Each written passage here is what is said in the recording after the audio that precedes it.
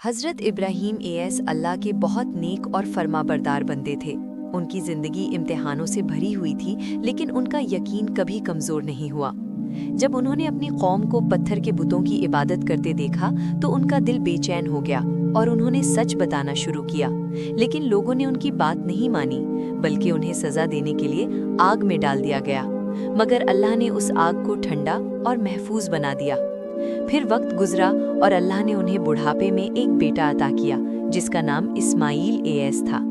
Ibrahim as अपने बेटे से बहुत ज़्यादा मोहब्बत करते थे और इस्माईल एएस भी बहुत फरमाबरदार थे। दोनों बाप बेटा अल्लाह की इबादत और सच्चाई पर चलने वाले थे। फिर एक दिन इब्राहीम एएस ने ख्वाब देखा कि वो अपने प्यारे बेटे को अल्लाह की राह में कुर्बान कर रहे हैं। पहले तो उन्हें समझ ना आई, लेकिन जब ये ख्वाब बार बार आया तो उन्हें समझ आ गया कि ये अल्लाह का हुक्म है। ये उनकी ज़िंदगी का सबसे बड़ा इम्तिहान था, क्योंकि एक बाप के लिए अपने ही बेटे को कुर्बान करना बहुत मुश्किल होता है। लेकिन इब्राहीम एएस ने अल्लाह के हुक्म के सामने सर झुका दिया और अपने बेटे से बात की। उन्होंने कहा, बेटा, मैंने ख्वाब देखा है कि मैं तुम्हें अल्लाह की राह में कुर्बान कर रहा हूँ, तुम क्या कहते हो?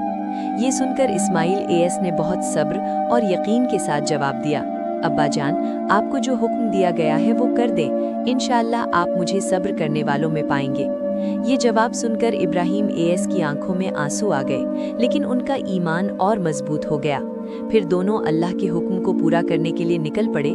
रास्ते में शैतान बार बार आया और उन्हें रोकने की कोशिश करता रहा, लेकिन दोनों ने उसे पत्थर मारकर भगा दिया।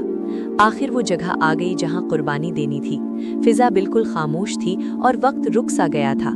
इब्राहीम एएस ने अपने बेटे की आंखों पर पट्टी बांधी ताकि उनका दिल कमजोर ना हो, और फिर अल्लाह का नाम लेकर छुरी चलाने लगे। लेकिन जैसे ही उन्होंने अल्लाह के हुक्म को पूरा करने की कोशिश की तो अल्लाह ने एक बड़ा मौजिज़ा दिखाया और इस्माईल एएस की जगह एक दुम्बा भेज दिया।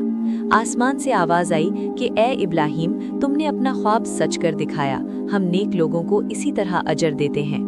इस तरह इब्राहीम एएस का इम्तिहान कामयाब हो गया और उनका बेटा महफूज रहा। ये वाक़या हमें ये सिखाता है कि अल्लाह के लिए हर चीज़ कुर्बान कर देना ही असल ईमान है। इसीलिए आज भी मुसलमान ईद उल अधा के दिन कुर्बानी करते हैं और इस सुन्नत को जिंदा रखते हैं। ये कहानी हमें बताती है कि जो अल्लाह पर पूरा भरोसा करता है और उसके हुक्म को मानता है, अल्लाह उसे कभी रुस्वा नहीं करता, बल्कि उसे दुनिया और आखिरत दोनों में कामयाबी देता है, और यही असल कामयाबी है।